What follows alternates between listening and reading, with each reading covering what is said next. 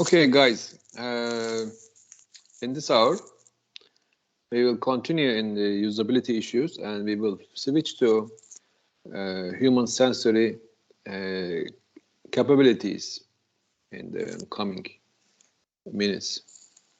First, we should reconsider the purpose of the HCI and goal of usability studies. Usability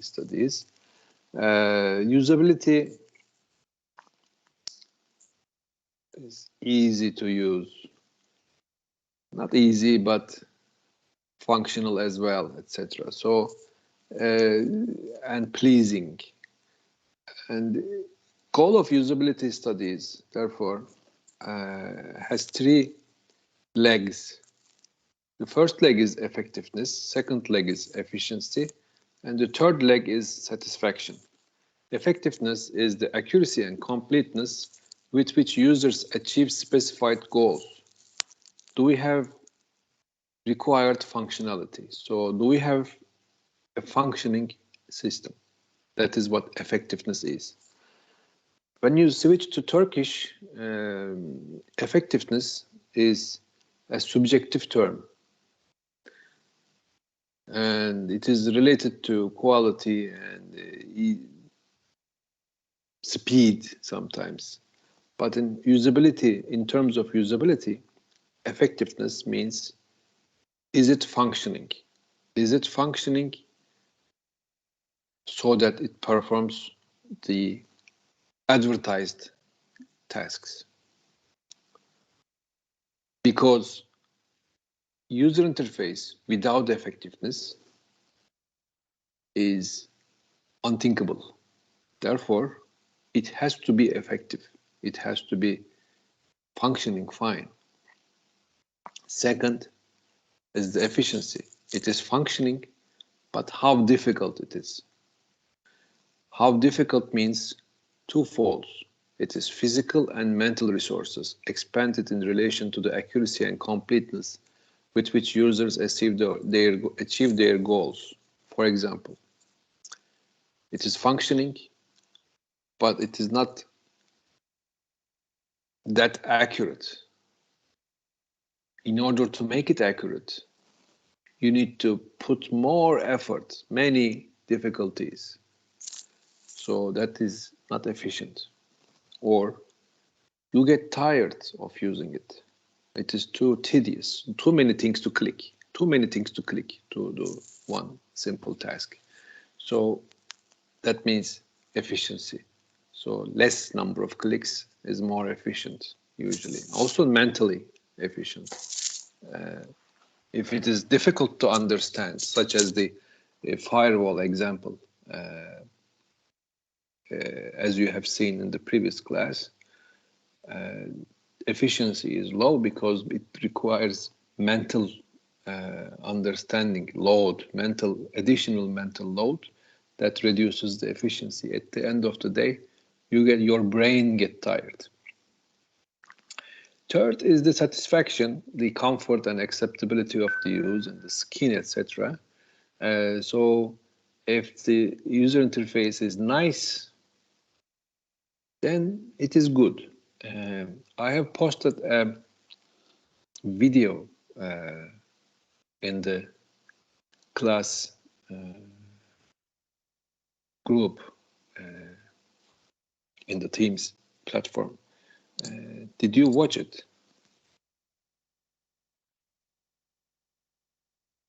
That guy is Donald Norman. Please watch about the doors. Please watch, if you didn't, until the end. If something is pleasing, it is usually good. So design is not only efficiency and effectiveness, but also design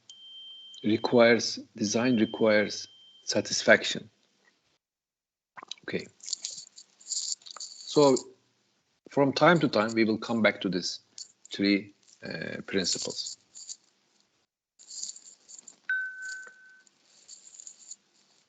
Sometimes we have different user types. We have beginners, we have experts, we have occasional users, we have walk-up users. For example, assist a kiosk in the airport. You haven't used it, just walk up there and use the interface, or you get your ticket from the device and leave. So those are called as like ticket machines, walk up and use systems. At the beginning, they have to be easy to use, but if you are expert, there should be no significant performance improvement because there is nothing much to learn. I mean, it should be pretty straightforward and constrained. So performance increase is not expected. But if the system is designed for expert users, there must be a training period. There must be a training period, and during the training period, not much can be done. After the training period, the performance increases a lot. If the system is designed for novice users, so beginner users, performance increases, but it goes like that. I mean, quick learn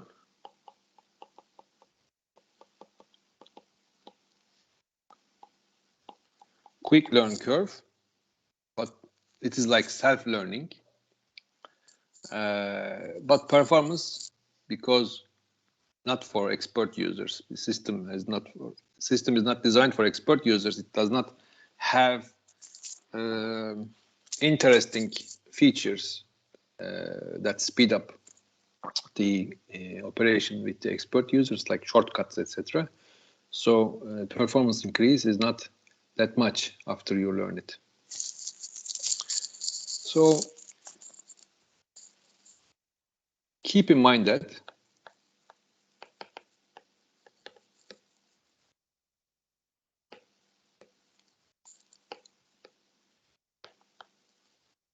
we have different users. Our users are different. So don't think that everybody is like you. If you can use it, other people cannot use it.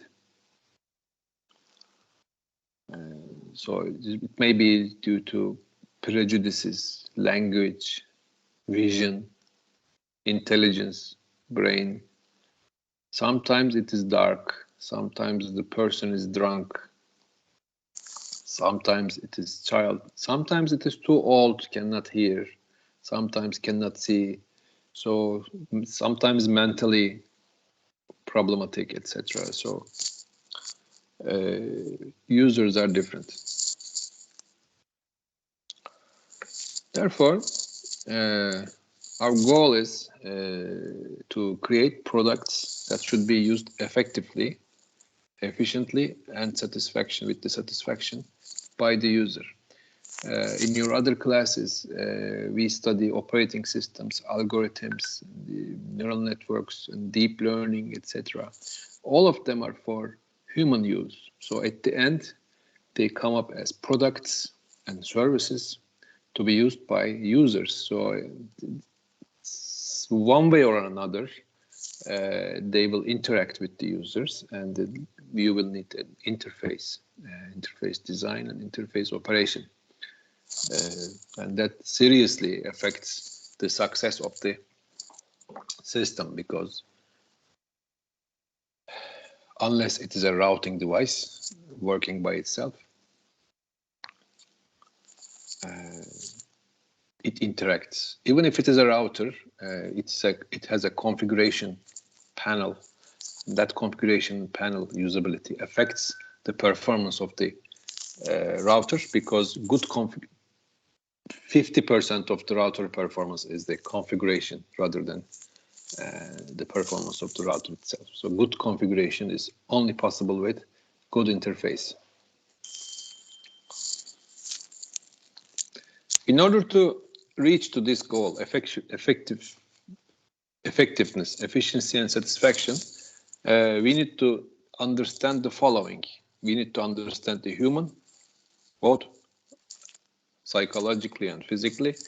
We need to understand tasks. We need to understand the environment, social environment, technical capabilities and limitations that we have. So we have to understand technology and human together. It depends how you look at it. In some social science departments, there are also human-computer interaction and cognitive science classes that focus more on the psychological and the cognitive side of the interaction issues. There are multimedia departments usually focus on design issues, color and other principles, etc., the drawings, etc. So that those departments sometimes named as visual communication. So that's what they are the people who design web pages and the logos, etc. In the computer engineering departments, we more focus on the technical capabilities, new interaction techniques and tests and software development and hardware development, so that they will be usable by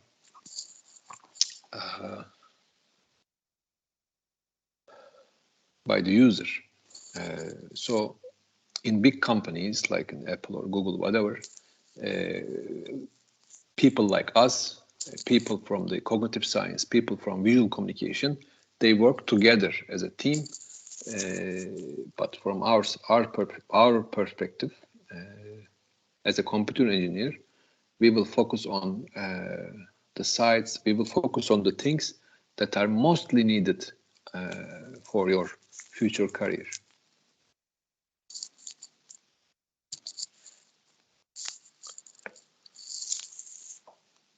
So,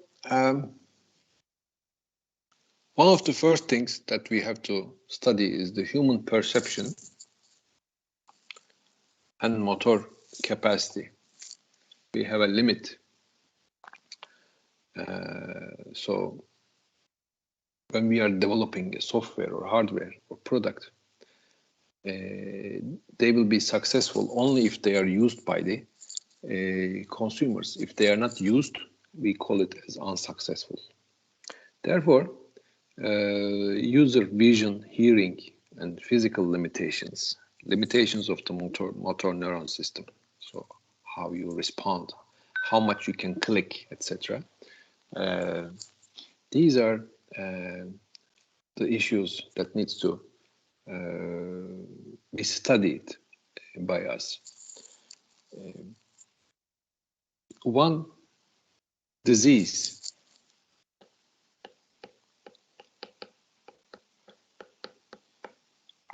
I see in developer disease. Developer disease is running the application from the integrated development environment without any user interface. You are going to demo your project in the graduation, but you are still starting your project from the integrated development environment, and when you are going to change certain parameters, you open up the code and replace some number and run it again.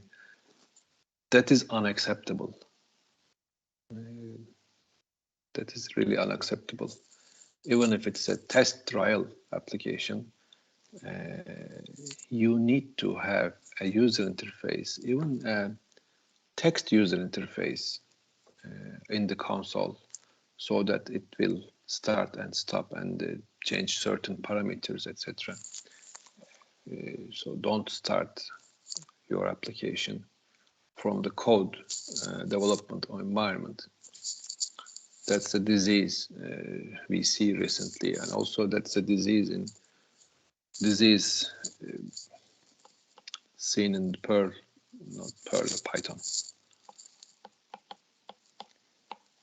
Python programmers has that disease. they don't or they cannot develop standalone applications of their own. In most cases.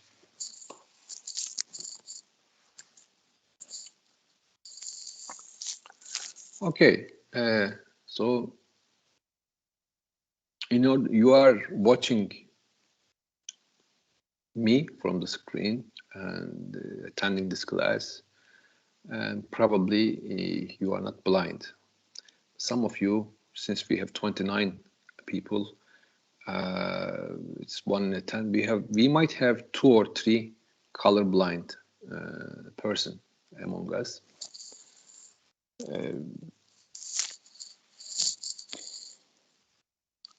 This is electromagnetic waves. Electromagnetic waves goes from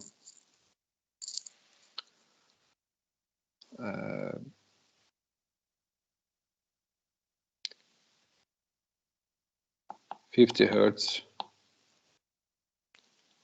So it's power transmission frequency and induction heating and charging, wireless charging, etc. So this part is wireless charging, and this is radio waves, AM, FM, etc. And then UHF, VHF, etc. And then you have, before that you have GSM band, mobile frequencies. Then you have infrared, right? So GSM, microwave and infrared. Then you start seeing it. So your organs can receive that kind of electromagnetic waves. Then they stop receiving those electromagnetic waves. And as frequency increase, same kind of frequency, but you don't see it. So the things you see is between 700 nanometers to 400 nanometers. 400 nanometers, nano means 10 to the what? 9.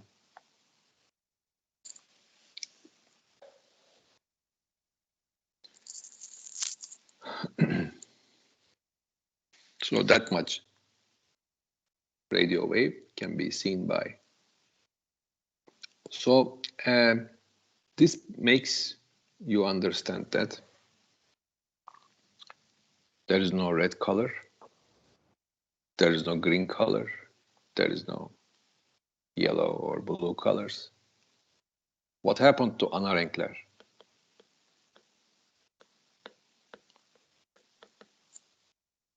There is no certain thing. It is a continuous frequency. So in the rainbow, for example, when you see a rainbow on the air, this is a rainbow, nice. This is the chimney and etc. So when you see the rainbow on screen on the sky, it is continuous frequency, not discrete. I mean, it starts from one edge of the spectrum and the other edge of the spectrum. Also, there are waves that you cannot see, probably ultraviolet as well, but you cannot see it. Some animals, including falcons, can see a little bit further with additional capabilities. That's it. Most animals are like us, mammals. Mammals are very similar.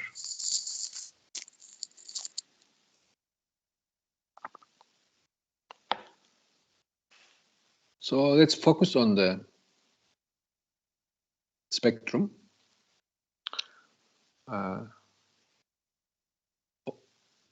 Our eyes can see certain frequencies, not at the same amount, but when we focus on the daylight, the amount of the daylight in different frequencies change. So the bluish frequencies are very high in daylight. Therefore, sunlight is white. And it also has ultraviolet. So that makes you tan. Bronzlaşıyorsun. Okay?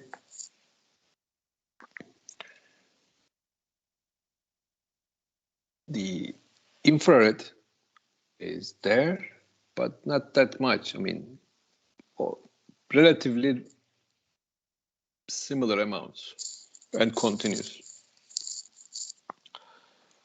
When we focus on regular bulb, incandescent light bulb, classical light bulb, like the Edison bulb,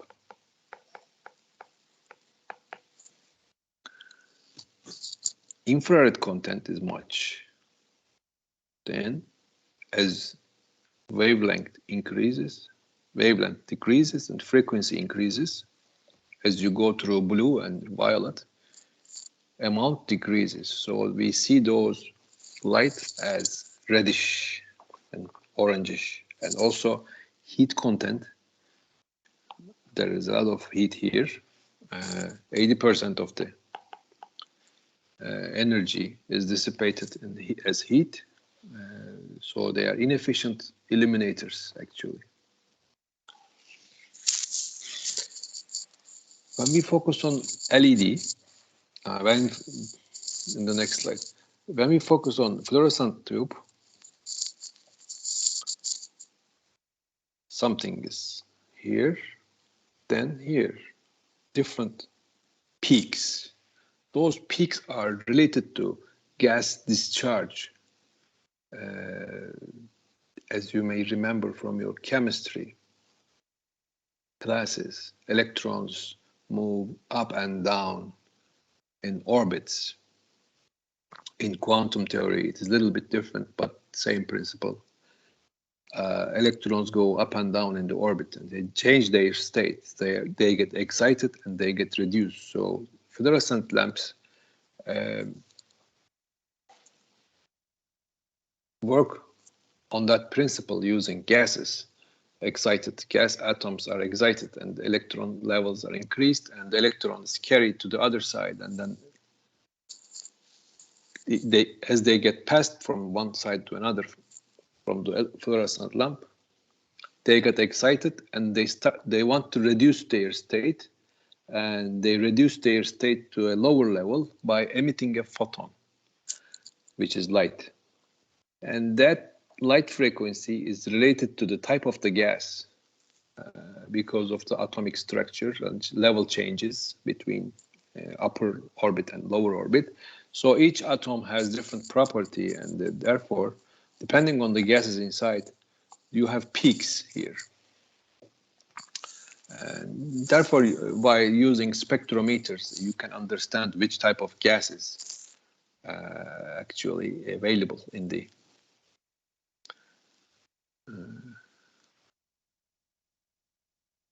which type of gases are available in the fluorescent tube. Also, same principle used to understand the content of the distant stars. By looking at the light combination of the distant stars, we can understand how much percentage of that star is made up of hydrogen and how much is helium, and how much element is there in the star due to by looking at the frequencies of the light emitted. But as you see, there are peaks. There are peaks in the blue side. The white LED is something like this. Do I have it? No. White LED is something like this. You have one peak, you have another peak. It is something like, so there is one peak in blue, there is one peak in red. At the end, you see it as white. Actually, white LEDs and daylight or soft light LEDs are made up of multiple two different junctions inside. So one junction emits this kind of wavelength, another chemical junction, semiconductor junction, gives that much frequency. In the semiconductor LEDs, also similar electron change state issue happens when you are moving from P-type substrate to N-type substrate to PN semiconductor types. Electron levels change, and there is a drop in the level, and sometimes in some type of transistors, those are diodes actually, LEDs are diodes, in some type of diodes, level change also accompanied by illumination as a side effect. That side effect is amplified and developed, and then they realized as LED display, LED illumination, LED light sources. So another, actually they are diodes, but this side effect is then started to be used by illuminators as light sources or indicators.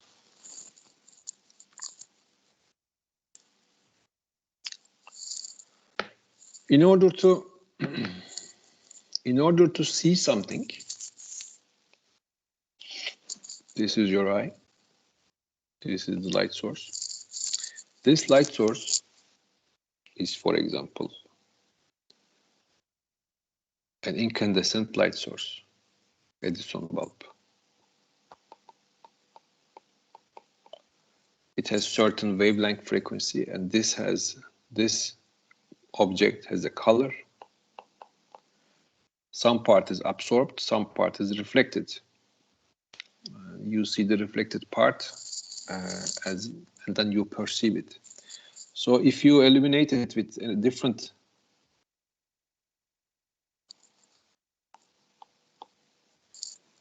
blue LED or çakma xenon,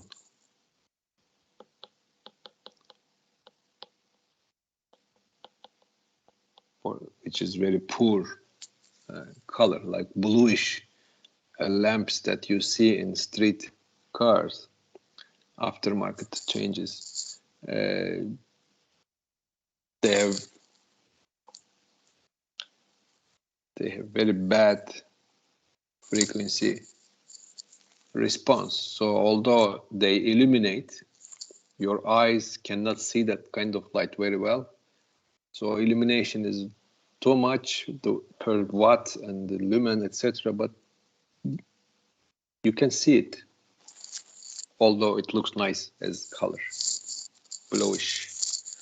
So the thing you see by your eye is different with the Edison,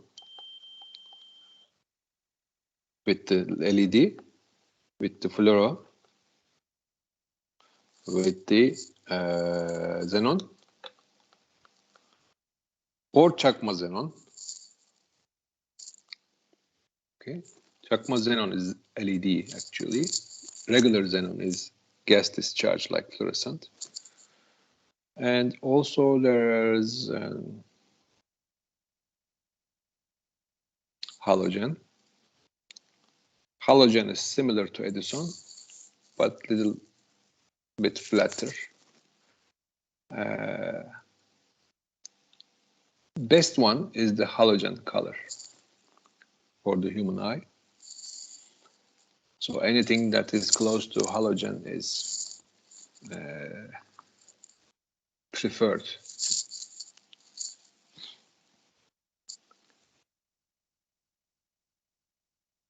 Street sodium lamps, yellow. Street lamps are interesting. They're like road lamps. They are orange. You put something like the blue under that color, is seen as black because it is all absorbed by the blue. The yellow is absorbed by the blue. Nothing comes to your eye, so it looks black. If the blue, this is street lamp. This street lamp, and this is the color of the blue, color of your car. Under this street lamp, your car looks black because there is no light here, and your eye cannot get any light in that frequency. So even if your car is blue, it looks black. Okay, I think that's enough. So why that happens is because RGB, red, green, blue, is primary color, is considered as primary color because our eyes actually, as mammals and in most animals as well, due to evolution, developed such ability. So we have red, we have green, and we have blue sensors, receptors, and we also have black and white receptors. Black and white receptors are earlier in the evolution, so there's much more. Color receptors are developed later. We have much more black and white receptors than color receptors, but black and white receptors are actually work at the background, and also they work in the dark. They are more sensitive. They are sensitive to vibration and motion, so that if an animal is coming to you from the side, you can recognize it and turn. That is how it is developed. So from here to here, all parts are covered with the rods. Rods are black and white. Around here,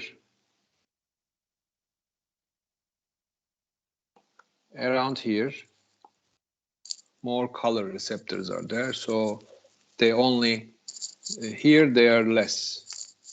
They only work in the direction that we see. So, but we believe that we are seeing it as a constant quality around us because our brain corrects it. Our brain perceives it as a complete image. Actually, it is not. For example, one pixel, one small tiny pixel may become very big on the peripheral view, but your brain perceives it as a continuity, so that if you need it, you look at it, then details are then seen. Therefore, one issue is we have red, green, blue sensors. We have black and white sensor. Black and white sensor is sensitive to movement and dark. Furthermore, red, green, blue frequency response is not equal. Green is better. I'm going to show you. Blue is worse. So under blue light, reading is very difficult, for example. Also, blue light affects the other rods very badly, so that night vision is disturbed.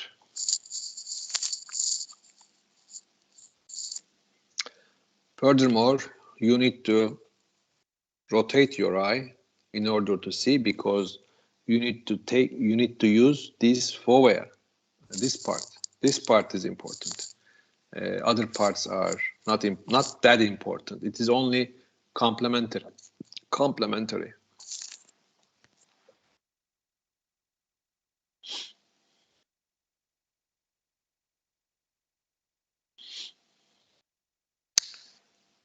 This is the internal structure. Details are not important, but what you should understand is this part. There is some filtering and processing going on in the retina, so that things like edge detection, filtering, and averaging can happen. Not each cell is directly connected to the brain. They are averaged and connected to the brain. Actually, 2.5 million cables goes to your brain. So there are a lot of cables, but still it is less than number of retinal cells. So there is an averaging and neighboring computation going on here. Since you are familiar with the neural networks and weighted averages and the functions, neural network functions and the layer functions, it is typically similar. So there is a coefficient multiplication and cross transfer happens between cells so that it is processed somewhat. It's pre-processing.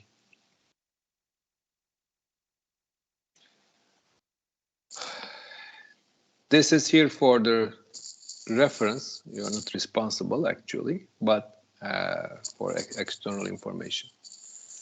And the distribution of rods and cones. This is the angle.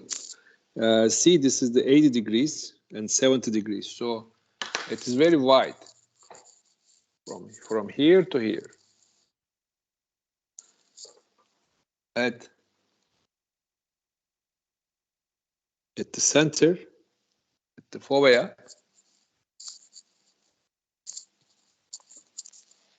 color receptors are very significantly available, but the other parts of the eye, not much. But the rods, black and white sensors are very much, too much. So if anybody is looking at you from the next car in the traffic, you feel that. You feel that and you look at it. It is actually, you don't feel it. You see it, but you see it with the rods, not cones. So people say that it is feeling, but it is not feeling, it's actually seeing. For example, you can climb stairs.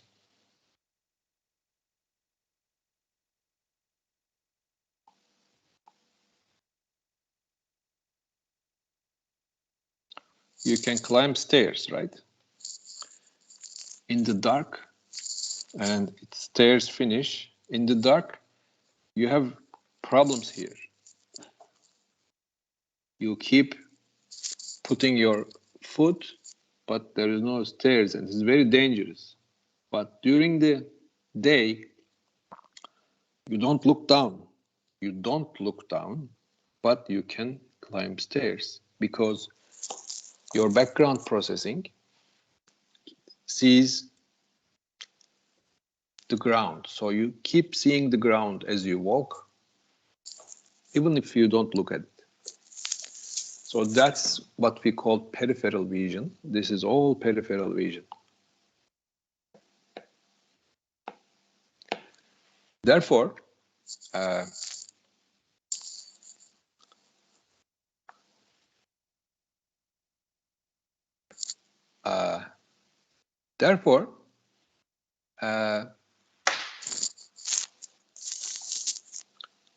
things that cover your face like this,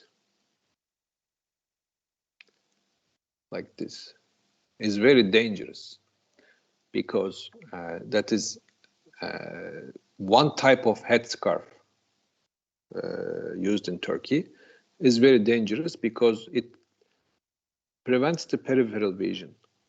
And when you, as you are driving, for example, as you are driving, you look down the car's equipment, and somebody is passing from the street, and you see it using the roads using the peripheral vision, or you're driving, for example, and some car is approaching to you from the left side.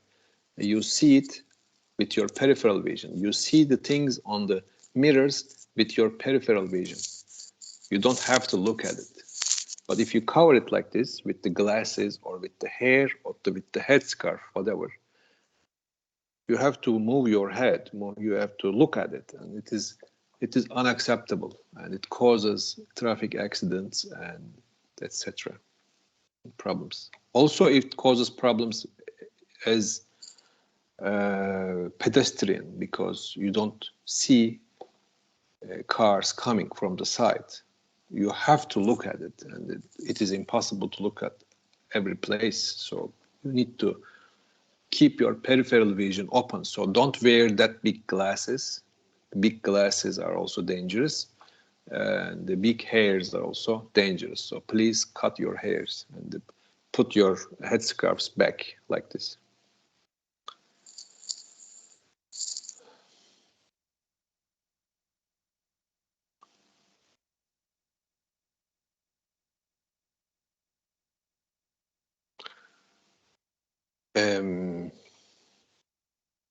Why is it related with the human-computer interaction?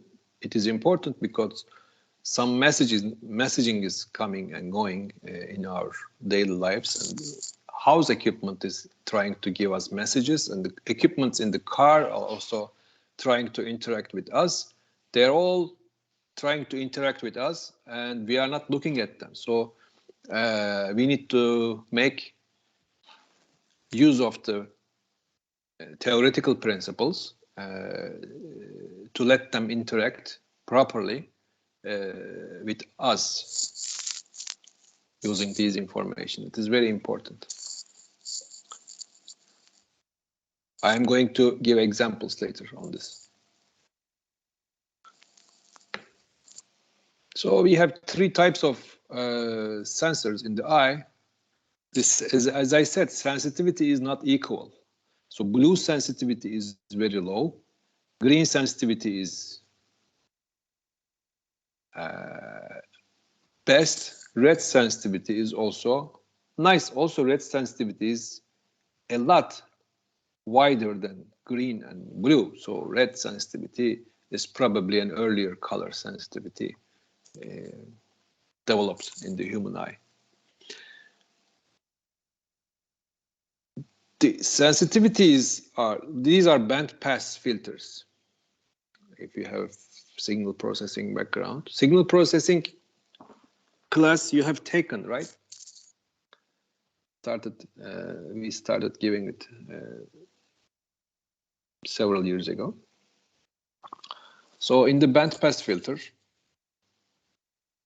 theoretically, it is like this: red, green, blue, green, red. But in reality,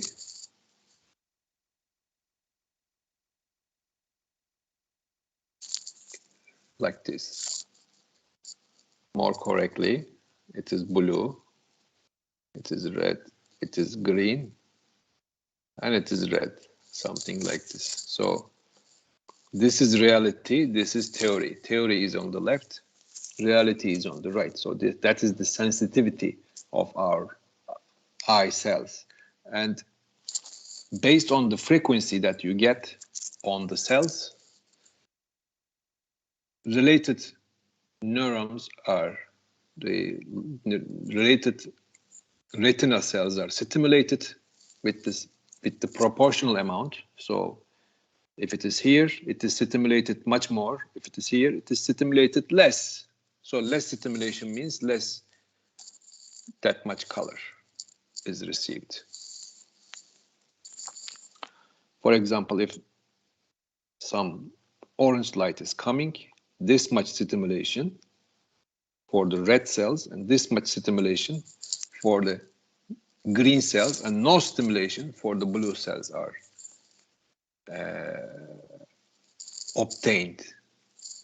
happened. Then our brain interprets it as an orange. actually it is one lambda frequency, single frequency, but that single frequency affects our eye cells, cone cells with different amount. This different amount is mapped in our brain as orange. So if we stimulate them with different lamps, if we stimulate different lamps from distant, same amount of stimulation can be obtained. So same amount of stimulation can be obtained. So people will think that, the person will think that it is orange. Again, actually, you have 3 different lambdas, not one lambda. This is rainbow orange, single lambda source, but this is using RGB source, like RGB monitor or RGB LED or whatever this kind of computer display. You still see from distance, you still see orange. But actually it is not orange. It is 2 different lambdas affecting your eyes similarly with the lambda. Therefore, we can create any kind of color with combination of these 3 lambdas. So by playing with the RGB, we can create different colors. Any questions? Okay.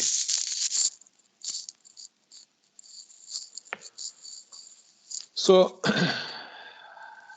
there's a person here using different RGB and lambda. We make tests and therefore we register lambda and RGB. And we make tests and we record them. So that gives us RGB equivalent of certain lambda frequencies, nanometer frequencies. Therefore, we can synthesize it. And actually, due to the perceptual characteristics of the eye, this red is actually going down. So you need to subtract some red, so filter some red. So there's the negative side. So it is in the RGB space. You have another axis, so everything is moved to the other side. Adjusted, and that will give us color gamut.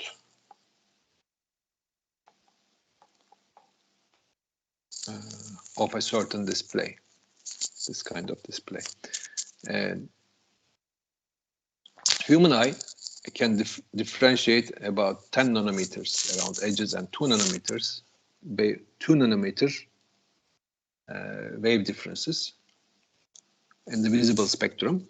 That excludes intensity levels. So combined with the intensity levels and the nanometer sensation, we can differentiate about 7 million colors. But when you ask in the average, can name linguistically, can name 11 colors. Okay.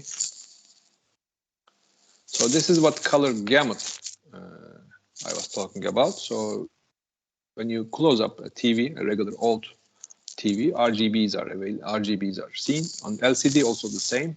LEDs are also the same. Any kind of display has RGB. Some new types, sharp TVs have RGB yellow. RGB yellow. So instead of 3, they have 4 different primaries. We call them primaries. But RGB is sufficient because human eye has RGB receptors. So we can play with it. So when you have one source here, green, one blue here, one red here, anything inside, any color inside can be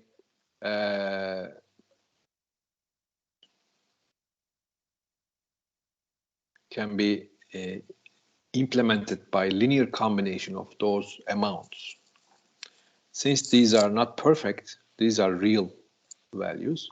Depending on the brand, it is different. So these are not perfect. So anything that is closer to the edge is better. When you have RGBY, they have Y yellow phosphor here, the sharp Aquos, I think, the brand. Instead of triangle, they have this shape, so they can display the colors in this region as an additional bonus. So they claim that they can display better region in the visible spectrum. The whole response, the outside is the rainbow edge. This is what we call rainbow edge. So this is what person can see, but the monitor can show only the inside of the triangles. For example, the printer only print some certain region of it. But you may ask, why are we seeing outside here? You are seeing outside, but you don't see the color as real. So in order to see the color, you need to look to the rainbow, the real outside reality. On the computer screen, what you see as green here is not that green that you will see in reality. You can only see inside the triangle.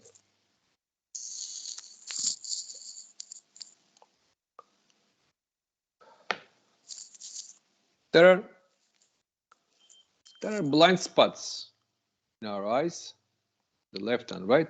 These parts are blind, about small finger size. There is an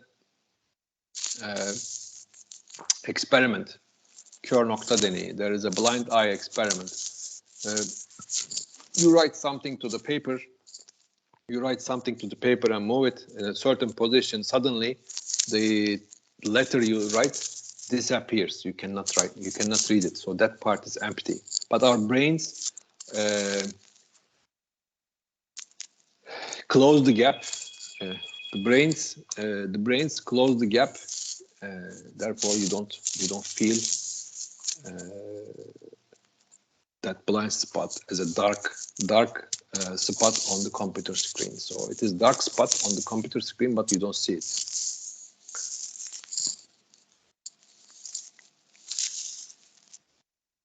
Okay, so there is an adaptation issue.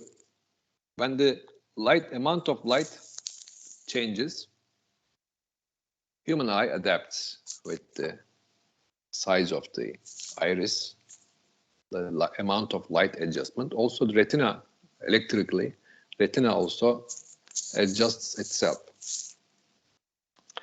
The photopigment of the cones and the rods have certain regeneration speed for their pigments. So there is certain speed and there is a regeneration. Basically, what they do is they convert photons at certain wavelength to electrical signals. That makes them light sensitive. And originally, we had light sensitive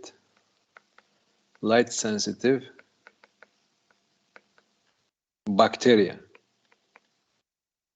Light sensitive bacteria and light sensitive small single cell animals learned how to move to the light, how to orient themselves to the light, and then later turned into eye in the living animals.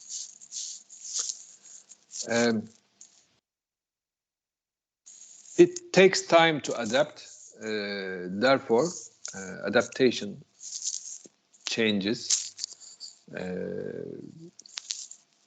but we can use this for displaying animations. For example, 24 frame per second film animation. You show picture, take it out, you show another picture, take it out, show another picture, take it out. If you do fast enough, it becomes video, motion picture, and you don't see in betweens because of the adaptation. Because of the adaptation, time is not that much. Not that much time is given for adaptation. So basically, what you see is something continuous. So that's how we make animations and filming and video displaying on displays. You don't have to display reality. What you do is you display frame per second different squares, and in between you don't display anything. You just switch from one image to another image. And in old film machines, in between it was dark. That was interesting because the film was like this. You show the square,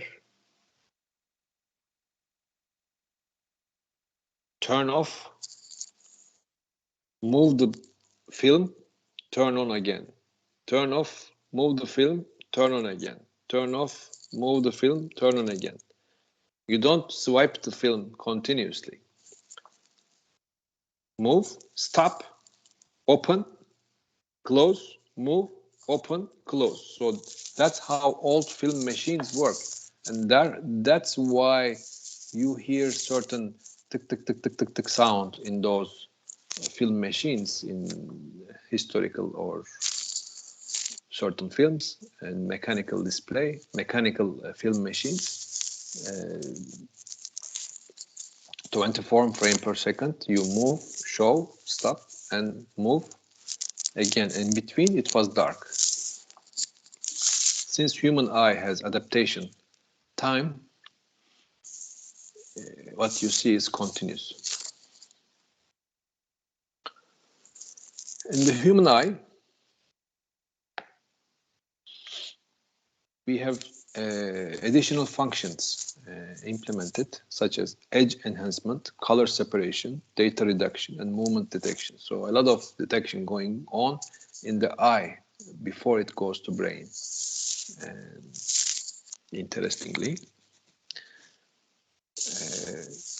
some of them I'm going to talk. And furthermore, rods and cones are wired separately to the brain.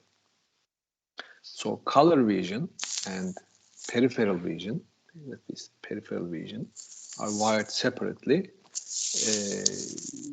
through different channels. Some animals may have not developed cones like we do, like our kind of species do. So some animals only see certain colors. Some other animals only see black and white or light intensity or similar. So color perception is something interesting.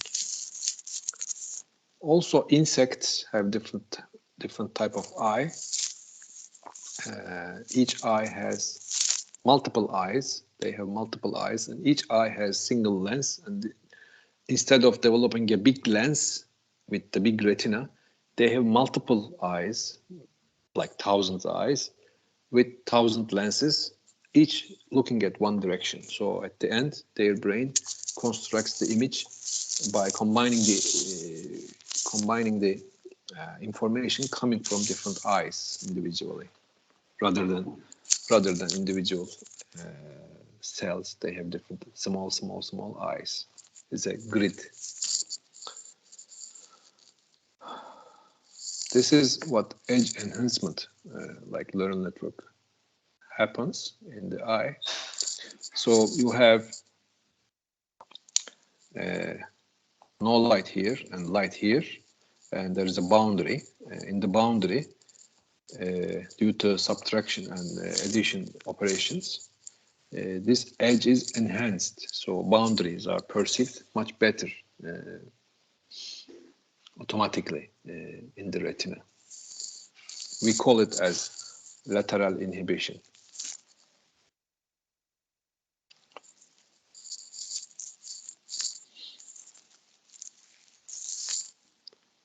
Yeah. So this example is the direct application of that phenomena. You see black dots here. The reason of seeing black dots is due to the edge enhancement property of your retina. So that is due to retina processing. On the internet, most people see certain images with grids, etc., hidden characters and whatever. Some people see different characters than others. It is usually related to, I won't say color blindness, but the reason that the way that cones are distributed in the human eye is different in different species, different, not species, we are not species, different genetic backgrounds. If you are colorblind, of course, we have colorblind people here, because it is 10%. 9, it's actually 9, but I say 10. 10% of the male population is colorblind. So your edge enhancement behavior of certain given input may be different in those eyes. This is color separation of the eye to the brain. So these are the wires going to brain. So from each eye to the brain, from right to left back, left to right back, 2.5 million wires are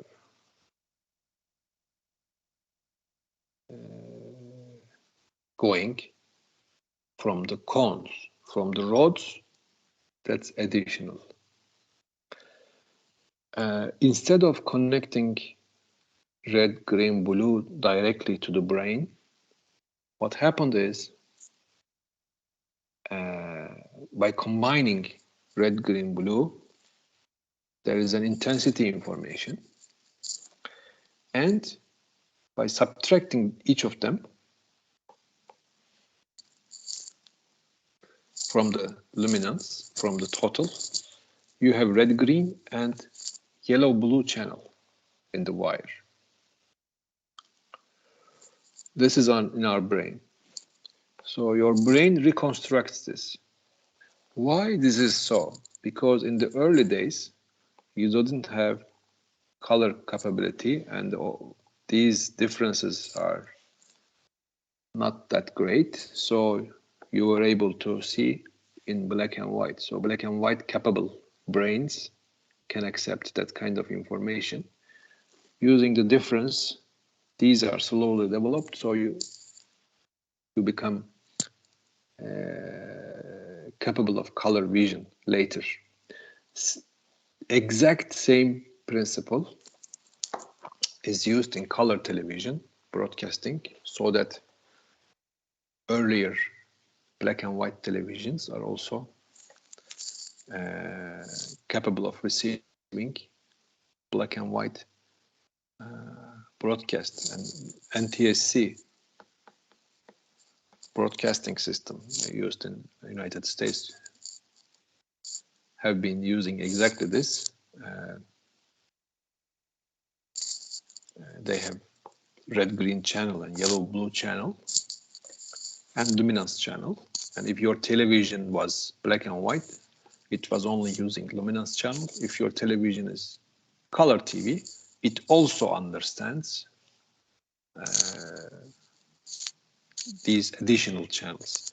And keep in mind that when they invented the television, they didn't have any information about how eye worked in this way. So this is new information.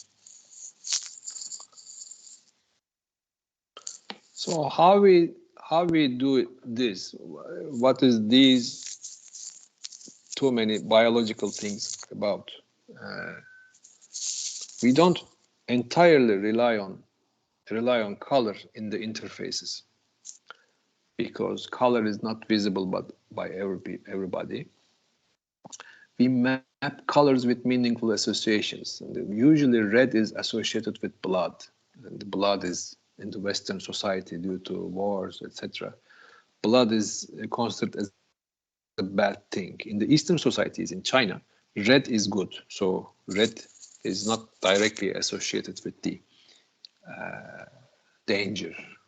For example, on my screen here now, I have leave button, which is red, so it is dangerous. So if I press that leave button, something serious will happen. Usually on the telephone, yellow, no, green is open the phone, and the red is hang up. Actually, if it is not a person that you want to talk, actually hanging up is a good thing. So opening is a bad thing. It depends, of course. I'm just joking.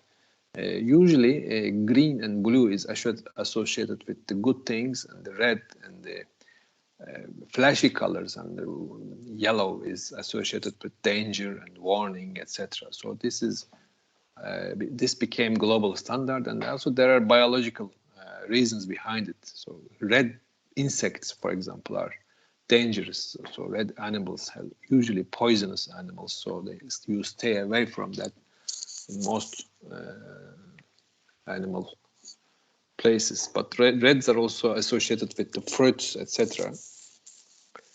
So the language of colors are very interesting in the animal and the nature environment. When you use colors too much,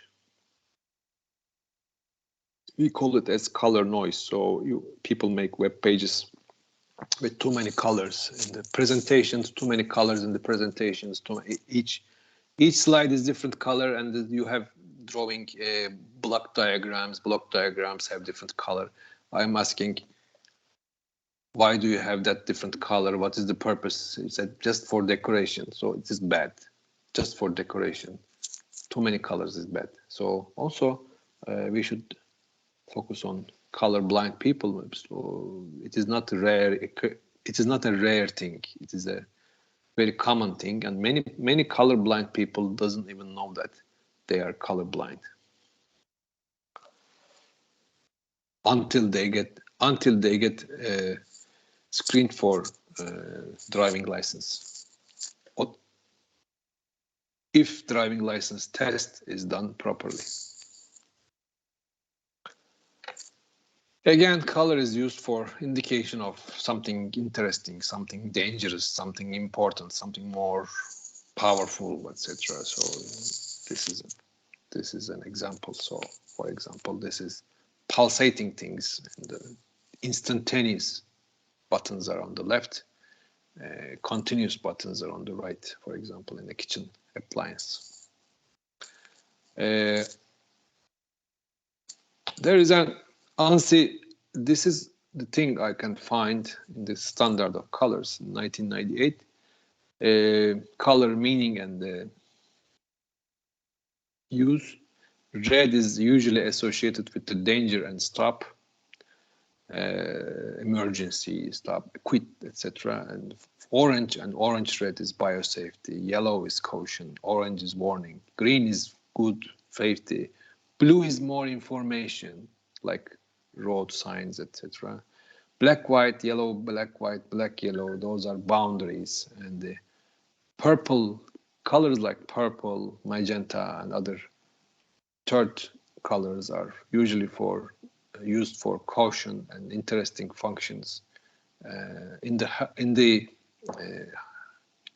health area, it is usually associated with biosafety and radiation. Not much, so these are the general ideas. Any questions? Okay.